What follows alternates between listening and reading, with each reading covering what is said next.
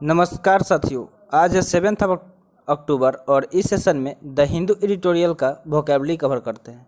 यानी कि the Hindu editorial में जो भी इंपॉर्टेंट वोकेब्स हैं उसे with picture and animation cover कराया जाता है। तो चलिए सेशन स्टार्ट करते हैं। उससे पहले वीडियो लाइक कर दीजिए और अभी तक चैनल सब्सक्राइब नहीं किए हैं तो जल्दी से चैनल सब्सक्राइब कर लीजिए। तो आइए देखते हैं आज का इम्पोर्टेंट वर्ड। उससे पहले अगर आप सोशल मीडिया पर नहीं जुड़े हैं तो ये हमारा सोशल मीडिया है, यहाँ पे जुड़ सकते हैं। लर्न टी लाइफ सर्च कीजिएगा, टेलीग्राम चैनल, इंस्टाग्राम पे और फेसबुक पे ज्वाइन कर लीजिएगा।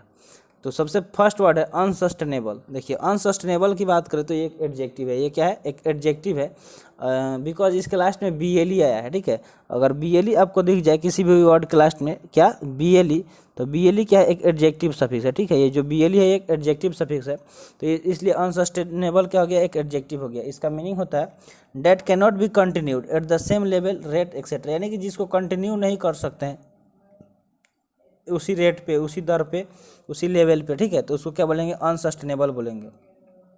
यानी कि जो चीज़ क्या हो, वो हो, अस्थिर हो। ठीक है, उसको क्या हो? अस्थिर हो, यानी कि स्थिर नहीं हो, उसको अनसस्टेनेबल बोलेंगे।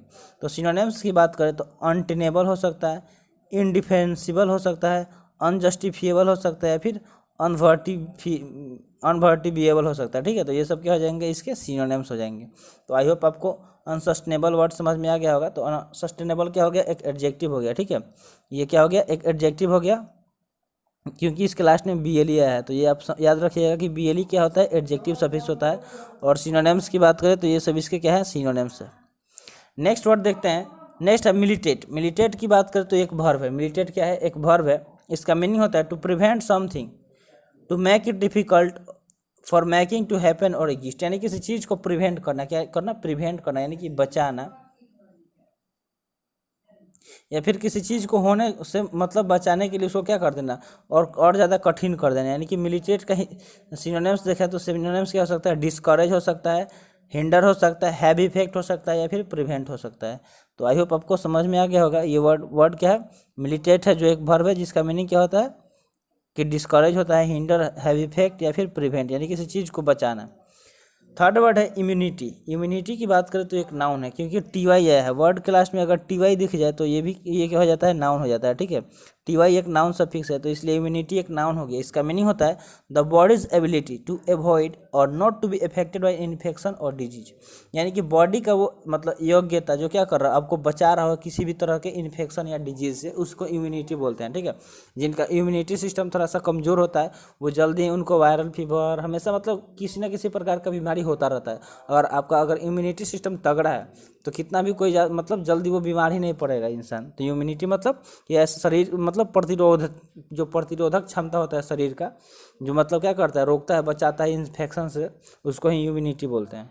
तो सिनोनिम्स की बात करें तो एक्सटेंशन, फ्रीडम, डिस्पेंसेशन, रेजिस्टेंस, ये सब क्या हो जाएंगे? इसके सिनोनिम्स हो जाएंगे। जैसे कि यहाँ पे पिक्चर में दिखाया गया कि अलग अलग तरह के वायरस आ रहे हैं और ये क्या कर रहा है कि इसको मतलब रोक ले रहा है, क्योंकि इसका इम्यूनिटी सिस्टम क्या है? काफ़ी ज़्यादा स्ट्रॉन्ग है। नेक्स्ट वर्ड है स्प्रिंगली। स्प्रिंगली की बात करें तो ये एडवर्ब है। देखिए, लास्ट में अगर एल वाई सफिक्स दिखे, क्या एल वाई, तो एल वाई क्या हो जाता है? एल वाई एक एडवर्ब सफिक्स है। ठीक है, एल वाई एक एडवर्ब सफिक्स है, इसलिए यहाँ पे स्प्रिंगली क्या हो गया? एक एडवर्ब हो गया। इसका मीनिंग होता है in a way that is careful to use और give only a little of something, यानी कि किसी चीज़ को लेके केयरफुल होना, उसके यूज को लेके, तो उसको स्पेरिंगली बोलते हैं। यानी कि संयम रखना, किसी चीज़ को क्या करना? संयम रखना। मान लीजिए कुछ आप यूज कर रहे हैं तो उसको क्या केयरफुली तरीके से यूज कर रहे हैं, तो उसको क्या बोलेंगे? संयम। सिनोनिम्स की बात करें तो मीगरली, मॉडरेटली, फ्रूगली, या फिर स्लेंडरली, यानी किसी चीज़ को मतलब क्या होता है? कंजूसी से कुछ करना, यानी कि केयरफुल तरीके से अगर आप पैसा खर्च करें। मीगर मतलब क्या होता है? कंजूस होता है। ठीक है, फ्रूगल, ये सब। तो स्प्रिंगली क्या हो गया? इसके सिनोनिम्स हो गया। जैसे यहाँ पे देख रहे हैं कि कोई यहाँ पे चम्मच से कुछ यूज किया जा रहा है, यानी कि चम्मच इसलिए लगा दिया जाता है कि थोड़ा सा यूज हो, ज़्यादा यूज ना हो। ठीक है, यानी कि संयम से कोई चीज़ यूज किया जाए, यानी कि कम मात्रा में। नेक्स्ट वर्ड है एस्पायरेशन। एस्पायरेशन की बात करें तो एक नाउन है।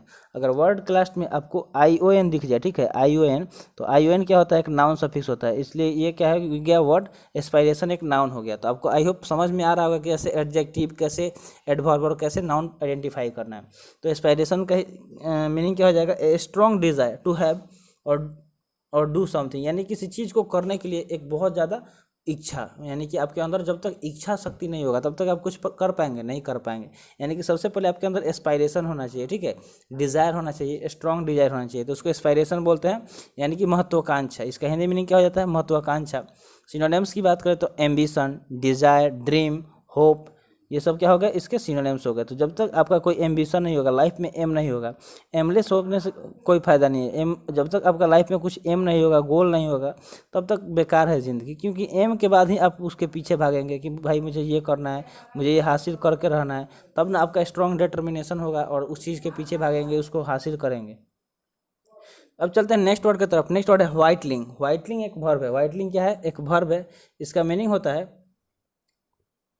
to form a piece of wood etc into a particular shape by cutting a small pieces from it। यानी कि क्या करना कि छोटे छोटे लकड़ी का टुकड़ा का फॉर्मेशन करना, क्या करना, उसको काट काट के छोटे छोटे टुकड़ों में एक पार्टिकुलर शेप देना, तो उसको व्हाइटलिंग बोलते हैं। यानी कि व्हाइटलिंग का अगर मीनिंग ये समझ में आ गया होगा, मीनिंग कि क्या करना कि लकड़ी के छोटे छोटे टुकड़े को काटना। सिनोनिम्स की बात करें तो कार्व, प्रून, ट्रिम या फिर कट बैक हो जाएगा, ठीक है, ये सब क्या हो जाएंगे? इसके सिनोनिम्स हो जाएंगे। यहाँ पे देखिए लकड़ी के काटा जा रहा है, तो इस तरह पिक्चर के थ्रू भी विजुअलाइज कर सकते हैं वर्ड।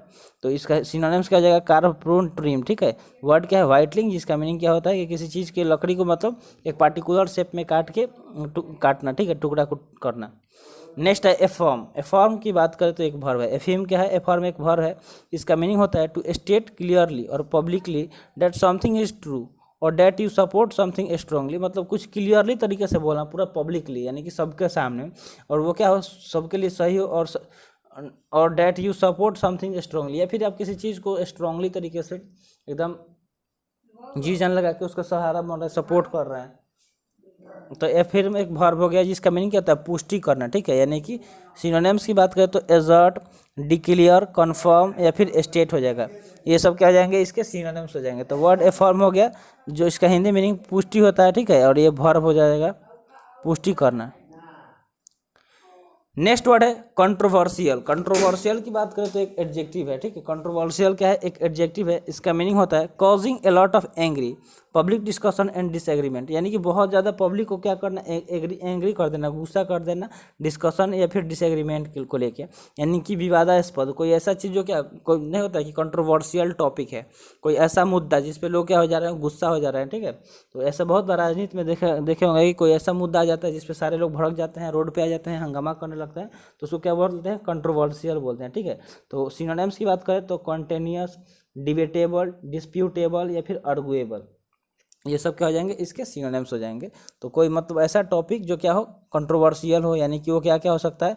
तो आप सुने होंगे ना कि डिबेटेबल है, मान कि उस पर डिबेट शुरू हो जाता है। न्यूज़ पे देखते होंगे कि किसी मुद्दा को लेके, किसी टॉपिक को लेके हमेशा डिबेट होता रहता है, तो उसको ही कंट्रोवर्शियल बोलते हैं। नेक्स्ट वर्ड है एसेंट। एसेंट की बात करें तो एक नाउन है। एसेंट क्या है? एक नाउन है। इसका मीनिंग होता है ऑफिशियल एग्रीमेंट और टू और अप्रूवल ऑफ समथिंग, यानी किसी चीज़ को ऑफिशियली तरीके से क्या करना? एग्रीमेंट दे देना, सहमति दे देना, अप्रूवल दे देना, उसको एसेंट बोलते हैं, यानी कि सहमति। सिनोनिम्स की बात करें तो कंसेंट, अप्रूवल, एग्रीमेंट या फिर एक्विसेंस, ये सब क्या हो जाएंगे? इसके सिनोनिम्स हो जाएंगे। तो वर्ड एसेंट है जो एक नाउन है जिसका मीनिंग क्या होता है? सहमति, और सिनोनिम्स की बात करें तो कंस्टेंट, अप्रूवल, एग्रीमेंट या फिर एक्विसेंस हो जाएंगे।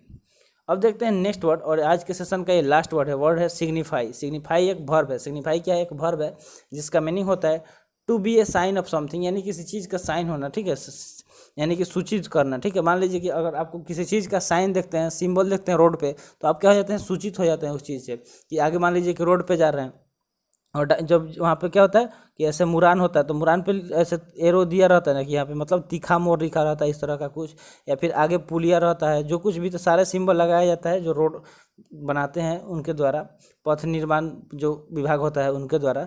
तो सिग्निफाई मतलब सूचित करना होता है, यानी कि साइन लगा के लोगों को क्या किया जाता है? सिग्निफाई कर दिया जाता है। तो इंडिकेट, डिनोट, मीन या फिर बी टोकन, ये सब क्या हो जाएंगे? इसके सिनोनिम्स हो जाएंगे। तो आई होप आपको ये वर्ड समझ में आ गया होगा। सिग्निफाई जो क्या है? एक वर्ब है जिसका मीनिंग सूचित करना होता है, और सिनोनिम्स की बात करें तो इंडिकेट, यानी क्या होता है? जो इंडिकेटर होता है वो इंडिकेट करता है। तो आई होप आपको सेशन पसंद आया होगा। तो आज का सेशन यहीं पर समाप्त हुआ। Thanks for watching. मिलते हैं फिर अगले वीडियो में। जय हिंद।